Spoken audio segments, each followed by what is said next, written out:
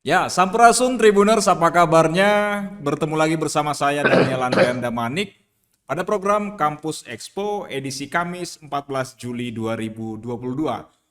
Di siang hari ini, di program Kampus Expo, kita akan berbincang-bincang tentang atau seputar Sekolah Tinggi Musik Bandung ya. Saat ini kita sudah terhubung dengan pihak dari kampus STIMB Bandung, yaitu Bapak Agus Soekarnadi Putra sebagai dosen mayor drum. Halo Bapak, Halo, apa kabar? halo, assalamualaikum. Iya, baik. Dan selanjutnya ada Ibu Dini Ardiningsih sebagai Ketua Program Studi D3. Halo Ibu, apa kabarnya? Halo, baik. Iya, baik. Tribuners, di kesempatan ini bersama dengan dua narasumber yang telah hadir, kita akan membahas nih tentang seputar dunia musik, khususnya bagi para eh, anak-anak SMA, anak-anak SMK yang saat ini masih bingung nih, ya, mau kuliah di mana gitu ya, masih punya kecintaan terhadap dunia musik, khususnya yang ada di wilayah Bandung dan Jawa Barat, bahkan di seluruh Indonesia. Eh, dan di sini kita mengangkat topiknya itu kenapa sih musisi itu harus sekolah gitu ya? Kan bisa nih tinggal tinggal main aja kalau main punya hobi tinggal kursus atau mungkin sekarang di YouTube dan sebagainya sudah banyak. Nah, kenapa nih Sekolah Tinggi Musik Bandung ini harus menjadi salah satu pilihan calon-calon musisi atau bahkan mungkin eh, orang-orang yang akan mematangkan keahliannya dalam bidang musik. Boleh Bu diceritakan Bu, apa aja sih sebenarnya pilihan-pilihan program studi yang ada di Sekolah Tinggi Musik Bandung? Silakan Ibu. Oke, terima kasih Kang Daniel. Ya. Iya, ya Sekolah Tinggi Musik Bandung itu kita punya dua prodi. Yang pertama prodi seni musik dan yang kedua prodi penyaji musik. Tentunya yang S1 itu seni musik ya, yang penyaji musiknya yang D3. Tentunya dua-duanya mempunyai profil lulusan yang berbeda. Kalau D3 lebih arahnya ke musik populer dengan jenjang uh, apa kuliahnya 3 tahun, ahli madya ya. Untuk S1 itu lebih ke musik klasik dan kontemporer ya, Ya, bagus ya. Jadi sarjana. Kita sudah membuka kelas online. Jadi buat teman-teman yang merasa sibuk, jadwalnya padat, jobnya banyak, itu bisa kuliah online di sini gitu. Jadi memberi fasilitas kepada teman-teman yang sibuk karena banyak sekali mahasiswa kuliah sambil bekerja. Jadinya kerja iya, kuliahnya enggak, bayar iya gitu. Iya. Jadi kita memfasilitasi dengan memberikan ruang yang lebih bebas untuk belajar dengan belajar online. Kita butuh tahu nih, sudah berapa tahun sih Pak Bapak menjadi menjadi dosen atau tenaga pengajar di sekolah ini dan eh, seperti apa antusias dari mahasiswa yang berkuliah di Sekolah Tinggi Musik Bandung saat ini? maksudnya antusias apa nih yang sudah kuliah di sini atau gimana? Yang Ya, sudah terdaftar di mahasiswa? antusias antusias yang masih berkuliah dan yang akan berkuliah dari tahun ke tahun nih Pak, seperti Oh apa? iya, iya. Kalau yang sudah terdaftar itu ya jelas antusiasnya bagus karena emang kita juga membangun suasana ajar mengajar yang nyaman ya gitu. Jadi berusaha untuk bahwa antara mahasiswa dengan dosen itu ada kolaborasi lah gitu ya. Jadi semacam teman lah gitu dengan batas-batas tertentu. Jadi Ya, kita membangun suatu kerjasama karena kalau musik itu kan sebetulnya kalau di lapangan itu dia lintas umur ya.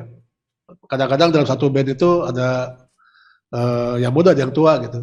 Makanya di beberapa mata kuliah di Sekolah Tinggi Musik Bandung ini emang kita bangun suasananya seperti itu. Jadi ada beberapa dosen dan mahasiswa yang bikin karya bareng gitu. Jadi makanya mahasiswanya juga merasa nyaman dan antusias. oke. Bikin karya bareng berarti manggungnya bareng gitu Pak ya? Iya, iya ada beberapa kesempatan memang kita pernah manggung bareng gitu. Oke, asik Iya, banget ya antara mahasiswa dan tenaga pengajarnya bisa manggung bareng gitu. iya, iya, iya. Sungkan nggak ya Tapi Pak ya kalau manggung bareng sama dosen ya? Nanyanya harus sama mahasiswa itu dia gugup atau enggak gitu. Oh gitu ya. Kalau dosennya Tapi mah enggak nggak lah, gugup ya, Pak? kita bangun suatu komunikasi yang nyaman aja gitu. Oke, Kalau emang kita bikin karya bareng itu emang harus dibikin seperti itu. Tapi kalau di kelas itu emang kita juga harus punya batas juga gitu ya. oke. Baik, Pak, Ya. sebagai tenaga pengajar nih, Bapak di Sekolah Tinggi Musik Bandung ini, bagaimana Pak pola pola pengajaran antara teori dan prakteknya itu seperti apa, Pak? Tentunya kalau saya yang praktek aja dulu ya gitu. Ya, Kalau yang teori mungkin Ibu Dini bisa lebih menjelaskan baik. lebih jelas gitu. Ya jelas kalau praktek itu kan banyak tahapannya ya. Sebagaimana kita ketahui kalau musik itu musisi itu kan eh, ada yang sebagai pengajar gitu kan ya, atau mungkin penampil gitu, pemain band lah gitu. Ya, Ada juga yang jadi produser atau komposer ya. gitu. Jadi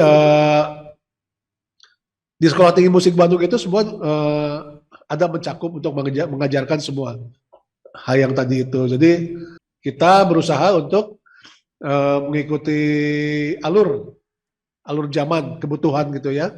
Ya. Jadi dari mulai penampil gitu ya, penyaji musik gitu, itu eh, kita berikan materi yang betul-betul detail dari semester awal sampai semester terakhir. Begitu pula untuk kayak mau mengajar gitu, itu kita juga ada mata kuliah yang mendukung ke arah situ. Seperti kayak musik pendidikan atau manajemen musik atau yang lain-lain. Banyak orang-orang yang beranggapan bahwa musisi itu adalah dunia yang bebas, ya, dunia yang bebas bahkan oh, itu ya secara secara kasat mata dilihat antara dosen dan mahasiswa seperti yang disampaikan oleh Pak Agus tadi bahwa pernah satu panggung kan kalau kita awam ya melihat itu kan wah asik ya gitu ya bebas ya asik gitu. Nah sebenarnya eh, bagaimana sih Bu antisipasi dari eh, sebagai ketua program studi nih Bu dalam bahkan saking bebasnya mungkin kuliahnya mungkin sedikit agak molor dan seperti itu dan apa sebenarnya target capaian dari lulusan dari Sekolah Tinggi Musik Bandung Ibu? Oke, pertanyaannya bagus nih. Iya, Jadi sekolah musik itu kan pada akhirnya kita menjadi partner ya, partner di baik. panggung. Tapi eh, apa kita juga harus menyadari kalau kita menanamkan kepada anak-anak musik itu kan cenderung dengan santai bebas gitu ya. Iya, Justru pekerjaan musisi itu pekerjaan yang berurusan dengan waktu sangat. Jadi musisi itu kan harus datang pada saat latihan tepat waktu, iya. soundcheck sampai pas main juga harus standby di tempat. Nah, itu yang kita apa ya sampaikan kepada anak-anak. Jadi nggak ada yang santai-santai. Jadi di sini tetap disiplin. Jam kuliah telat 15 menit itu dianggap tidak masuk. Iya, Gitu. Tidak di absen gitu. Bahkan satu semester jatah bolos mereka hanya 4. Jadi Sabtu kita libur ya, karena kita sadar betul dosen dan mahasiswa banyak job gitu. Jadi iya. kita Senin sampai Jumat dan itu jatah mereka hanya 4 kali bolos dalam satu semester dan semuanya bisa. Artinya ada kesadaran bahwa musisi itu harus disiplin yang sebenarnya seperti itu. Gitu. Oke. Baik, Bu Dini. Tadi kan Ibu juga sudah menyampaikan masalah sistem perkuliahan secara online. Nah, apakah ini cara baru selama pandemi ini yang diterapkan sampai sekarang atau ini sudah menjadi salah satu opsi atau pilihan yang diberikan kepada mahasiswa yang cenderung sudah bekerja dalam proses perkuliahan? Ya, awalnya pandemi ya. Awalnya Ya, pandemi kita terpaksa online kurang lebih 2 tahun ada ya, dua Ya. tahun. Kemudian pandemi selesai kita tetap melakukan hybrid Kang. ya, Karena apa ya peminatnya juga banyak yang dari luar kota gitu. Jadi kita memfasilitasi itu. Satu kebanyakan dari luar, yang kedua tadi banyak yang akhirnya nggak kuliah karena harus bekerja. Lalu banyak juga yang mungkin usianya sudah lewat karena kita maksimal 25 tahun untuk yang reguler gitu. ya. Karena kalau untuk bareng sama yang reguler yang usianya sudah lewat dari situ agak sulit ya gitu. Karena metode kita juga betul-betul apa ya? Metodenya lebih banyak mengajak mahasiswa untuk belajar bersama. Jadi kalau yang dewasa masuk kayaknya aduh kok kayak anak kecil gitu. Karena ya belajar musik itu kan di luar ekspektasi, Kang. Mereka taunya masuk sini main gitar aja, main drum aja. Taunya begitu masuk ada mata kuliah teori. Nah, itu pasti berat. Makanya kita membuat metode-metode yang membuat mereka nyaman. Lebih ke fun, lebih banyak games, learning by doing gitu. Jadi kita memfasilitasi mereka yang nggak bisa masuk ke situ gitu, merasa butuh waktu cepat untuk belajar gitu kan. Jadi kita memfasilitasi ya diinspirasi oleh COVID ya, Corona, ada online, dan selama 2 tahun kita belajar untuk membangun e-learning, merancang pembelajaran online, dan sudah mulai terbiasa dosen-dosennya, sehingga kita buka dan sampai sekarang berjalan dengan baik. Dan sangat memudahkan untuk mereka tentunya. Jadi pulang kerja, mereka istirahat bentar, bisa kuliah gitu. Jadi waktunya juga disesuaikan. Baik, Bu Dini, sekarang kita beralih nih, gimana nih cara-cara untuk bisa menjadi mahasiswa di masa-masa proses penerimaan mahasiswa baru saat ini. Apa sih prosedur-prosedur yang harus diikuti oleh calon-calon mahasiswa yang tertarik ke Sekolah Tinggi Musik Bandung? Oke. Ada beberapa ya. Yang pertama jelas harus bisa memainkan instrumen, walaupun misalnya basic. Tapi perlu diketahui untuk prodi S1 itu kan klasik. Itu kita harus benar-benar mempunyai basic. Karena begini, Kang, anak itu kadang nggak tahu ambil gitar klasik, tapi nggak tahu gitar klasik itu apa. Yang dia mainkan gitar, terus dia main gitar sambil nyanyi gitu. Padahal klasik itu kalau gitar klasik gitu ya bermainkan repertoire klasik. Piano juga sama, piano klasik tapi dia mainin populer. Nah, jadi harus dipersiapkan bahwa di YouTube STIMB sudah ada banyak ya yang bisa menjadi gambaran apa sih bedanya gitar klasik sama yang D3 gitar elektrik. Jadi wawasannya juga harus ada dulu karena ada beberapa yang sudah mempelajari itu dia pending setahun untuk mempelajari dulu. Jadi yang pertama jelas harus bisa main instrumen ya. Yang kedua musikal ya, karena ada juga yang bisa main pas tes bagus, mungkin dia misalnya menyanyikan lagu yang dia udah hatam. Jadi pas tes aman, tapi begitu kita tes hearingnya ternyata dia tidak musikal, artinya dia tidak bisa menyanyikan kembali melodi yang dimainkan oleh penguji gitu. Itu karena apa? Menyulitkan pada saat dia kuliah nanti di solfeggio misalnya atau di teori musik. Kemudian motivasi, Kang, itu penting banget. Baik. Karena seberbakat apapun orang kalau motivasinya kurang atau bahkan tidak ada, yang akan lulus. Jadi motivasi di sini adalah keseriusan dia untuk belajar. Bahkan dari nol tanpa bisa notasi balok, itu kita fasilitasi dengan ada matrikulasi. Gitu. Jadi balik lagi yang penting bisa main alat musik. Untuk teorinya kita akan bantu matrikulasi sebelum kuliah selama 1 bulan. Nah, di situ kelihatan motivasinya. Kalau anak yang motivasinya bagus, dia akan bolos. Tapi kalau baru matrikulasi udah bolos-bolos, itu udah kelihatan. Ini calon-calon nih, calon-calon mahasiswa abadi. Nah, itu ini. Yang terakhir yang nggak kalah penting dipertimbangkan biayanya, gitu. Karena kalau yang namanya sekolah di swasta ya harus siap dengan biaya, jangan sampai di tengah-tengah jadi putus sekolah hanya gara-gara biaya gitu, Kang. Oke, ya masalah biaya boleh dong Bu dibagikan ke Tribuners yang menyaksikan ini, khususnya buat calon-calon mahasiswa. Masalah biaya bisa langsung aja via WhatsApp atau website ya Bu ya? WhatsApp atau di website Sekolah Tinggi Musik Bandung atau di IG-nya di IG stmb.s1d3 itu bisa langsung tanya ke adminnya. Baik. Yang pasti kita murah ya, Bang, untuk sekolah musik di Bandung. Murah dan berkualitas tentunya pastinya. Ya. Pasti. Oke, baik. Terkait dengan cara untuk masuk ke STMB Sekolah Tinggi Musik Bandung ini Bu ya, apakah ada cara melalui jalur prestasi seperti sekolah-sekolah pada umumnya atau harus mengikuti seleksi secara tertulis maupun secara prakteknya Bu? Tentunya ada, kita namanya jalur akselerasi ya. Baik. Jadi kalau misalnya udah profesional, kita mereka bisa melampirkan portofolio. Nah itu bisa dikonversi karena kan sekarang kuliah merdeka belajar ya. Iya. Jadi kemampuan seseorang itu bisa dikonversikan gitu. Jadi Hmm. kita sangat terbuka untuk itu, apalagi musik ya. Musik itu kalau yang minatnya emang seperti Kang Agus misalnya. Kang Agus pengen kuliah musik tapi dia sebagai seorang profesional, ya kita hargai pengalamannya. Nanti dilihat portofolionya. Gitu. Ada juga yang dalam bentuk tes karena kita juga sudah melakukan itu sebelumnya gitu. Jadi ini anak jago banget mainnya, terus kita bikin tim penguji untuk menguji anak itu.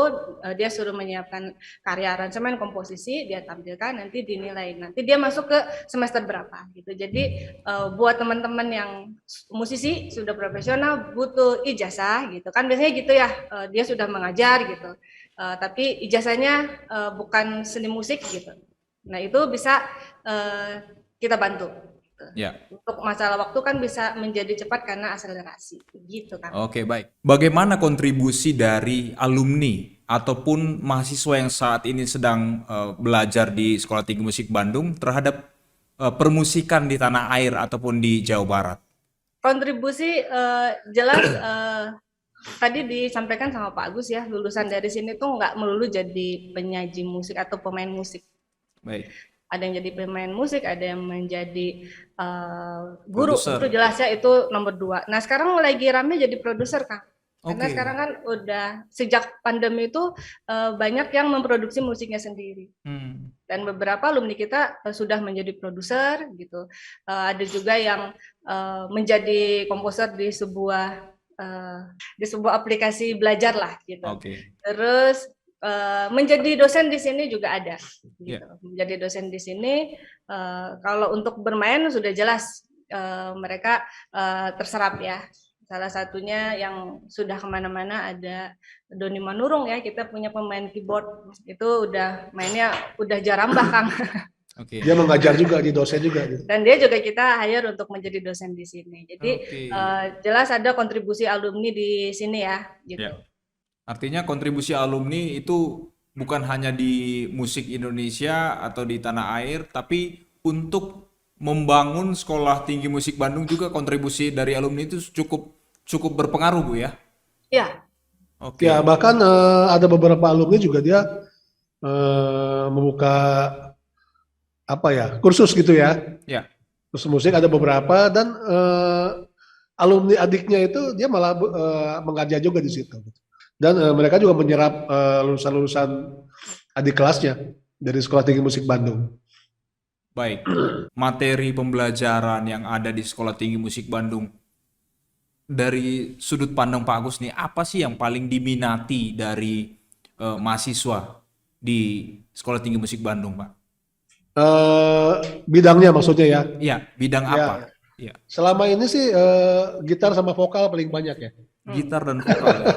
Oke. Ya mungkin kalau gitar dan vokal itu kan kalau di grup musik itu frontline ya. Jadi mungkin paling kelihatan lah, paling eksis gitu ya, mungkin paling bisa cepat terkenal gitu. Makanya selama ini masih didominasi sama mayor gitar dan mayor vokal yang paling banyak ya. Oke. Berarti mahasiswa-mahasiswa selain fokus pada gitar dan vokal itu, apakah mendapatkan juga ilmu-ilmu tentang menjadi seorang produser dan sebagainya, Pak? Oh ya, tentu saja gitu. Seperti yang saya bilang tadi itu, semua diajarkan di sini. Instrumen apapun itu ada mayor, ada minor piano ya. Ya. Gitu. Jadi contohnya kayak saya drummer nih gitu. Biasanya kalau drummer itu hanya kuat di ritmis ketukan gitu ya. Tapi untuk produktivitas bikin lagu itu dia lemah. Karena emang dia tidak menguasai tangga nada yang baik gitu. Nggak seperti pemain gitar, keyboard dan lain-lain. Nah di sini itu dilengkapi, mereka wajib mengikuti kuliah minor piano. Jadi menambah kemampuan mereka lah gitu. Dan juga untuk kayak komposer juga kita juga pelajari basic-basicnya. Dipelajari karena juga di sini ada mata kuliah aransemen dan komposisi ya gitu. Termasuk juga sound engineer. Di kita itu bahkan ada mata kuliah baru yang namanya music production. Jadi khusus ke arah produksi karya lah. Gitu untuk jadi di studio atau mungkin sound engineer di lapangan gitu. Oke, sound engineer. Jadi sangat banyak Pak ya. Dan ada program-program baru ya Pak ya di Sekolah Tinggi Musik Bandung ini gitu. Iya ya, kita memodifikasi terus sesuai dengan zaman, kebutuhan zaman gitu. Oke. Contohnya kayak itu ya, yang tadi itu musik production, atau sekarang mungkin yang tadi gitar klasik itu jadi karena kecenderungannya ke arah fingerstyle gitu ya kayak Alip Bata gitu ya. Ya. Itu kan apa perubahan-perubahan apa ya genre ya, bukan genre apa style musik lah dari zaman ke zaman itu kan cepat sekali gitu ya. Kita sebagai institusi pendidikan musik kita juga harus update ya, harus cepat memodifikasi, membaca gejala gitu ke arah era digital ini sebetulnya. Oke, baik. Ya.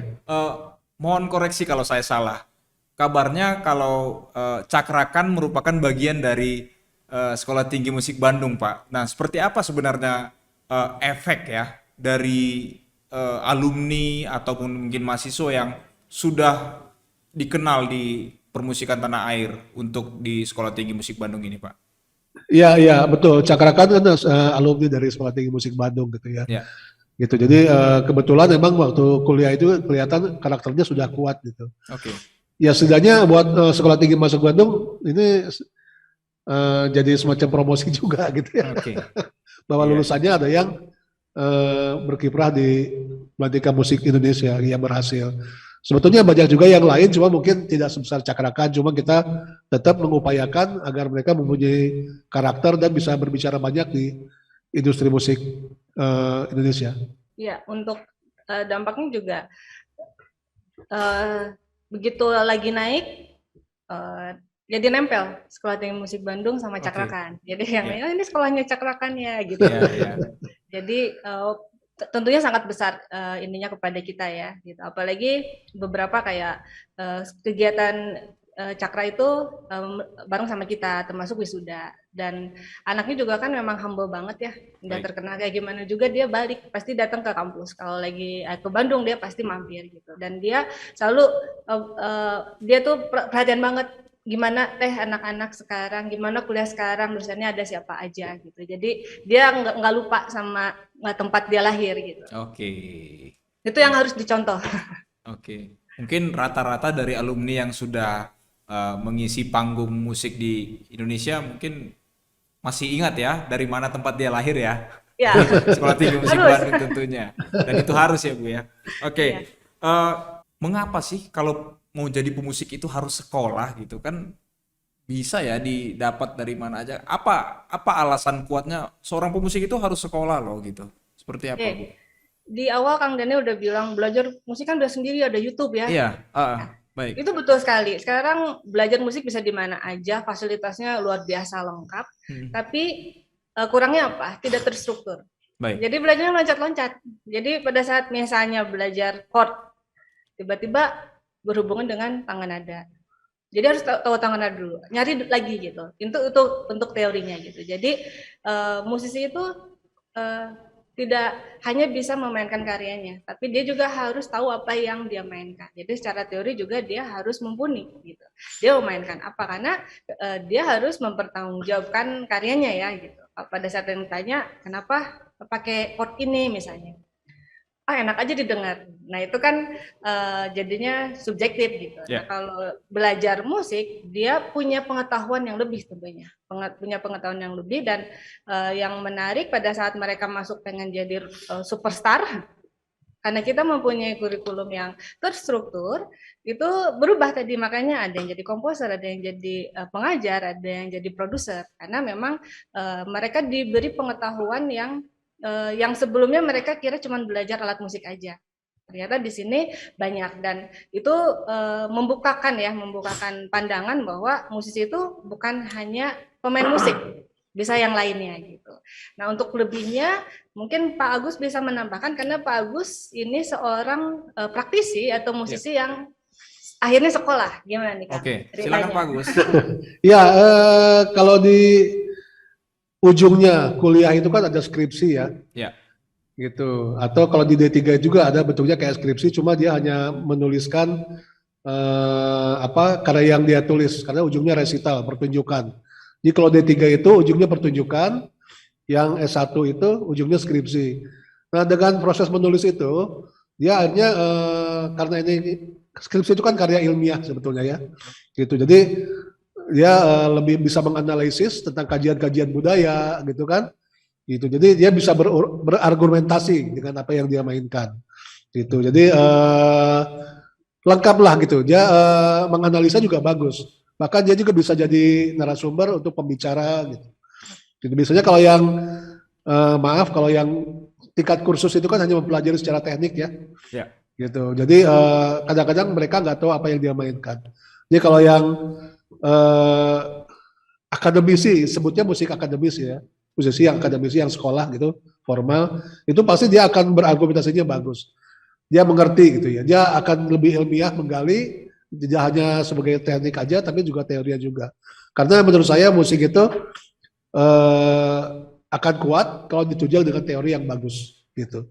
Nah itu di sekolah tinggi musik itu semua dipelajari sampai dari mulai apa cara menulis karya ilmiah yang bagus itu seperti apa Oke. gitu. Karena di sini juga kan ada semacam ada penelitian memberi apa kesempatan mahasiswa juga untuk menulis karya-karya atau mungkin penelitian atau pengabdian di kayak seperti sanggar-sanggar seperti itulah. Dan ada PKL juga. Jadi mereka terjun di dunia usaha seperti kayak magang gitu. Pak Agus, ini menarik nih dengan yang disampaikan oleh Bu Dini tadi bahwa Pak Agus merupakan praktisi yang akhirnya berkuliah dan saat ini menjadi dosen. Apa nih Pak pesan-pesan yang bisa Bapak sampaikan, penyemangat atau motivasi apa yang bisa Bapak bagikan kepada Tribuners nih, khususnya Oke. yang bercita-cita menjadi seperti Pak Agus gitu loh. Apa nih Ya, Pak? ya. Silakan Pak Agus. Oke. Ini saya alami ya, gitu. Saya dulu drummer, Ya, sekarang masih drummer. Cuma maksudnya hidup saya itu dari panggung ke panggung gitu. Gitu. Saya apa di otak saya itu serba teknik sebetulnya. Yang saya pikirkan hanya main tanpa saya tahu itu yang saya mainkan itu apa gitu.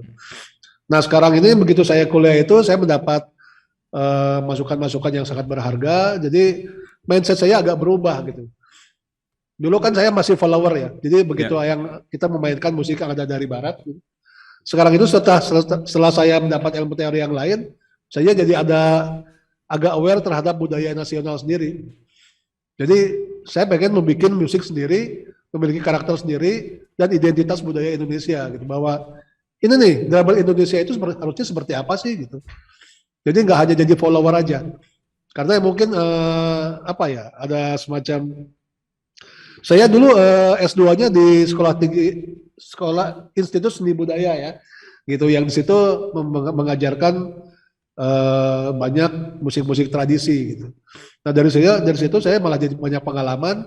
Justru dari pola permainan saya secara teknik saya malah jadi nempelin ke arah musik tradisi sebetulnya. Pokoknya main drum, saya kolaborasikan dengan kendang gitu kan ya, gitu. Nah keinginan minat itu kan timbul dari wilayah kampus sebetulnya. Jadi alangkah baiknya kalau emang musisi itu bisa berkuliah gitu ya, bisa sekolah Ya. di sekolah tinggi karena menurut saya bakat aja nggak cukup gitu ya. Jadi harus ditunjang juga dengan pemahaman teori-teori yang sangat banyak didapatkan di kampus. Oke, Pak Agus ini Gitu. menarik Pak. Tadi Bapak menyampaikan bahwa Bapak adalah drummer gitu ya, musik-musiknya musik-musik kebaratan dan sebagainya. Artinya dari penjelasan Pak Agus tadi, saat ini di Sekolah Tinggi Musik Bandung sudah masuk juga kah pengajaran tentang musik-musik etnis? Oh ya, ada justru di kita itu justru ada Musik populer Indonesia. musik populer Indonesia dan Oke, etnomusikologi apa? Ya. Ya, ada etnomusikologi. mata kuliah yang mengacu ke arah sana. Kita mempelajari juga contohnya kayak angklung gitu ya.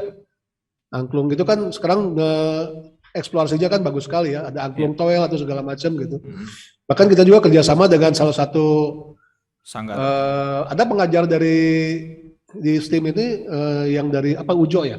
Saung Angklung Ujo. Iya, sama Angkul Mujo ya. Ya ya. Jadi kita perkenalkan semuanya termasuk yang musik tradisi, musik Oke. etnis Indonesia.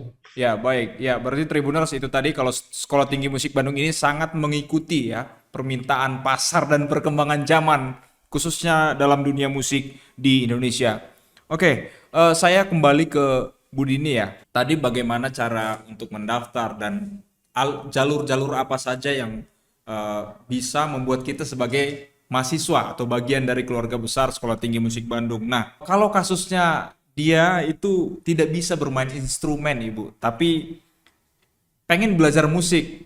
Nah, menurut Bu Dini nih, apakah orang ini harus kursus atau boleh nih berkecimpung atau terjun langsung ke Sekolah Tinggi Musik Bandung, Bu? Iya, ini agak sulit ya, tapi pernah ada Kang yang seperti itu. Terus kita coba apakah dia bisa bernyanyi. Ya, Nah, pada saat kita lihat ternyata bisa, kita tawarkan tapi effortnya harus lebih. Karena dia benar-benar harus mulai dari awal gitu. Gitu. Jadi kita lihat dulu musikalitasnya, kemampuannya. Karena kan cara orang belajar itu beda-beda, ada yang cepat, ada yang butuh waktu lama. Makanya di sini musikalitas penting. Kalau musikalitasnya bagus, biasanya untuk belajar juga dia cenderung lebih cepat. cepat. Ya. Jadi pada saat tes itu biasanya kita ada wawancara. Jadi kalau nggak ada sama sekali, ya kita gali apa yang dia bisa gitu. Tapi kalau instrumen itu agak sulit. Kita harus kasih gambaran, kamu harus mulai dari nol. Makanya ada beberapa yang sengaja menunda 1 tahun untuk masuk ke sini. Jadi Oke. dia belajar sendiri gitu. Jadi sebetulnya apa ya, kita bisa aja terima-terima aja, tapi kita lebih memikirkan ke mahasiswanya, kan percuma kita terima tapi dia Ya. jadi stres ya karena kesulitan gitu. Jadi ada wawancara yang kita memberikan pertimbangan, kamu Oke. yakin atau tidak. Bahkan yang autis pun Kang Oke. kita membuka gitu, tapi dengan catatan kita coba 1 semester karena kan untuk autis tuh unik ya, beda-beda karena dia kemampuan musikalitasnya tinggi sekali Ya. gitu. Cara dia belajar tuh kan fokus ke satu biasanya. Nah, kita biasanya minta pendampingan dari orang tuanya, kita coba 1 semester dan alhamdulillah yang udah anaknya bisa ngikutin gitu. Asal ada komunikasi dari orang tua, komunikasi yang baik ya, jangan ditutupin karena pernah ada yang nutupin jadi konflik di kitanya gitu. Jadi tapi dengan catatan kita coba 1 semester kalau bisa mengikuti dilanjutkan, tapi kalau tidak bisa kasihan anaknya. Jadi lebih Oke. di situ. Karena banyak sekali permintaan karena musik itu kan salah satu terapis ya untuk autis. Makanya banyak yang bakatnya di musik gitu, tapi dia ingin kuliah kebanyakan kan ditolak. Nah, kita mencoba untuk memberikan kesempatan gitu. Tapi Oke. kita coba dulu dengan catatan karena endingnya tetap mereka harus skripsi, harus resital gitu. Iya. Apakah siap dengan itu? Tapi ada yang berhasil ya. Berhasil ada perubahan dari biasanya kan mereka bermasalah dengan komunikasi, sosialisasi. Nah, kita tidak memperlakukan mereka secara khusus. Jadi kita izin ke orang tuanya, biarkan dia berbaur, dia belajar dan beberapa berhasil.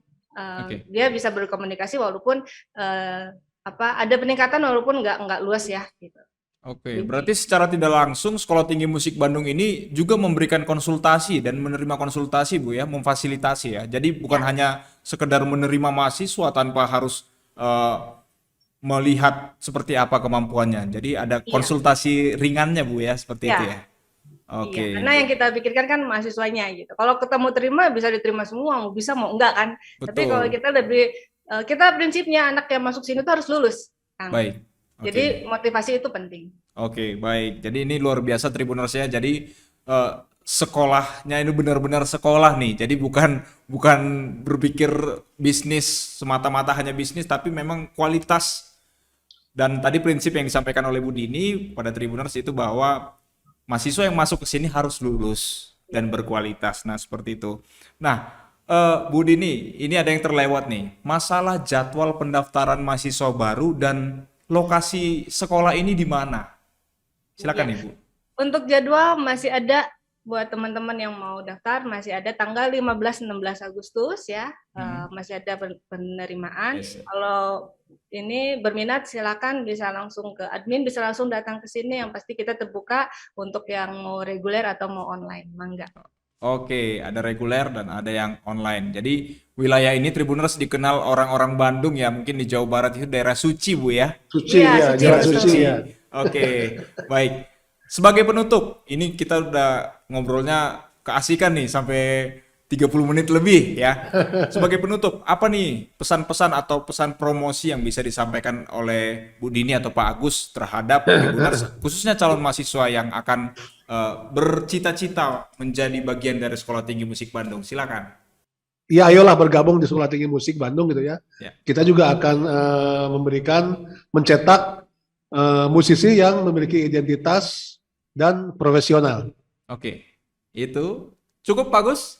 Cukup, Bu Dini. Oke, silakan Bu Dini. Ada yang mau ditambahkan? Kalau mau kuliah musik seru, santai di Ya. sini aja. Oke, luar biasa ya.